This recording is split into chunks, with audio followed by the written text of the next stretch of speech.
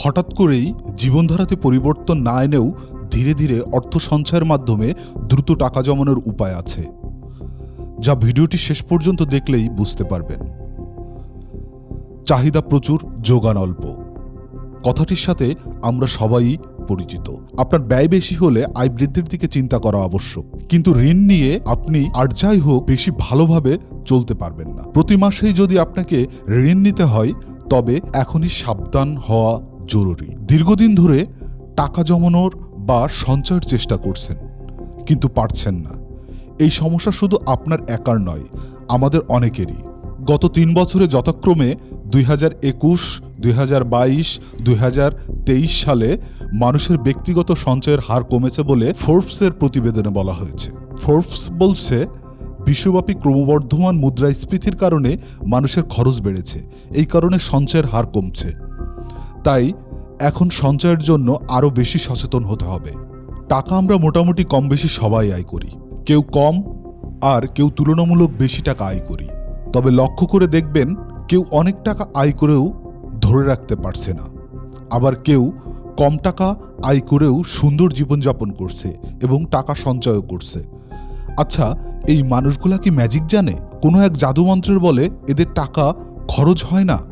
বিষয়টি কি এমন? মোটেও না। আধুনিক এই যুগে এসে আমরা এই কথা আর ভাবতে পারি না। আসলে টাকা ধরে রাখা একটা ব্যবস্থাপনা। কেউ সারা জীবনেও সেটা ধরে রাখতে পারে না, কেউ অল্প বয়সেই মানি ম্যানেজমেন্টে দক্ষ হয়ে ওঠে। টাকা ধরে রাখার 7টা অসাধারণ বিষয় নিয়ে আজকের ভিডিওটি। চলুন শুরু করা যাক। খরচের হিসাব রাখুন। মনে মনে খরচের হিসাব রাখবেন না। নিজের উন্নতির জন্য জীবনে এত কষ্ট করছেন, এবার আর একটু কষ্ট করুন। খরচের হিসাব রাখুন এবং সেটা খাতা কলমে কিংবা কম্পিউটারের এক্সেল শিটে।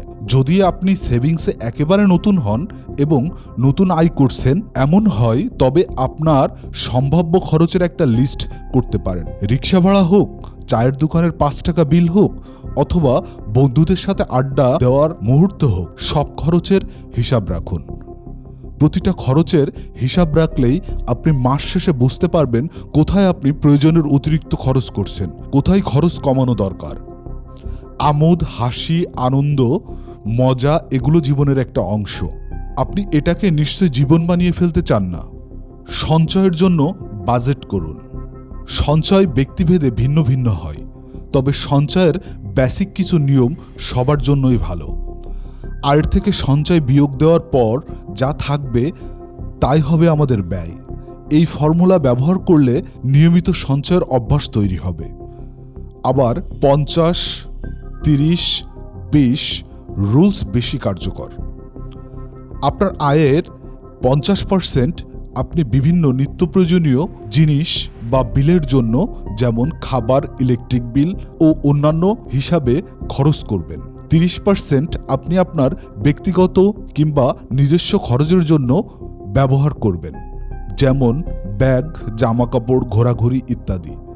20% টাকা আপনি সরাসরি সেভিংস বা সঞ্চয় করবেন। প্রতি মাসে যদি নিজের আয়ের 20% সেভ করতে পারেন, তবে বছর শেষে বেশ অনেক টাকা আপনার হাতে থাকার কথা। ব্যয় কমান। এরপরে কোথায় সবচেয়ে বেশি ব্যয় কমানো সম্ভব তা নির্ধারণ করতে তালিকাটি চিরুনি বিশ্লেষণ করুন।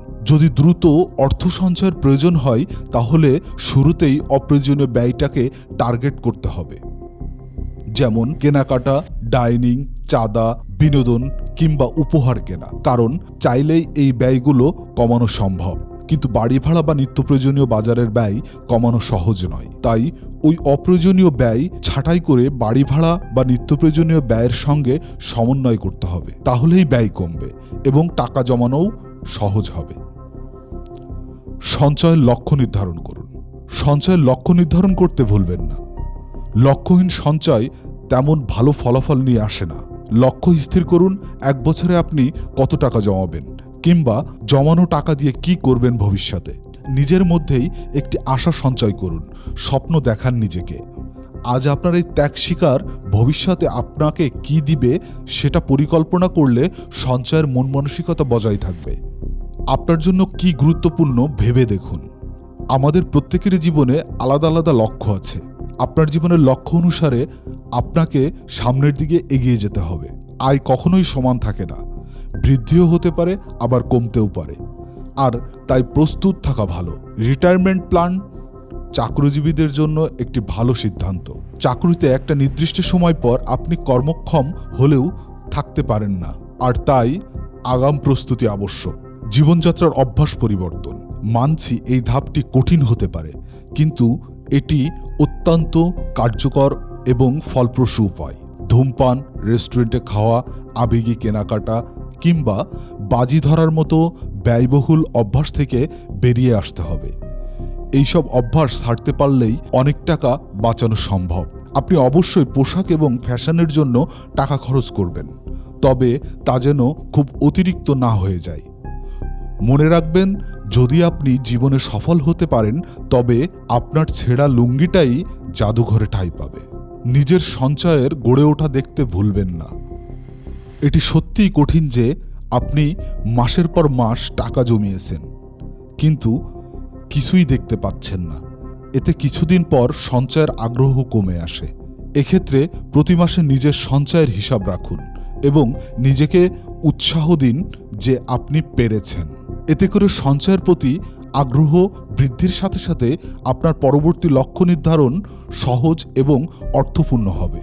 বড় অঙ্কের টাকা জমানোর জন্য নিজের উপর বাড়তি চাপ নেওয়ার কোনো কারণ নেই, বরং এতে মাঝপথে সঞ্চয় বন্ধ হয়ে যেতে পারে। যতটুকু আপনার পক্ষে সঞ্চয় করা সম্ভব সেই অনুযায়ী লক্ষ্য স্থির করতে হবে, আর একবার অভ্যাস হয়ে গেলে পরে আর অসুবিধা হয় না। আপনি কত টাকা ধরে রাখতে পারবেন সেটা নির্ভর করবে আপনি কত ভালোভাবে মানি ম্যানেজমেন্ট করতে পারছেন তার উপর। শেষ বয়সে আফসোস না করার চেয়ে বরং সময় থাকতে সতর্ক হওয়া বেশি ভালো। টাকা ধরে রাখার জন্য আপনাকে মেধার প্রয়োগ করতে হবে, ইচ্ছাশক্তির সাথে সাথে কৌশলী হয়ে উঠতে হবে। এই বিষয়ে আপনাকে অনেকেই পরামর্শ দিবে, সেই কথা সত্য, কিন্তু আপনার সঞ্চয়ের পরিকল্পনাকে বাস্তবে রূপ দিতে পারেন একমাত্র আপনিই। আপনার সঞ্চয়ী ও সর্বাঙ্গীন সফল জীবন কামনায় আজ এই পর্যন্ত। ভালো থাকবেন।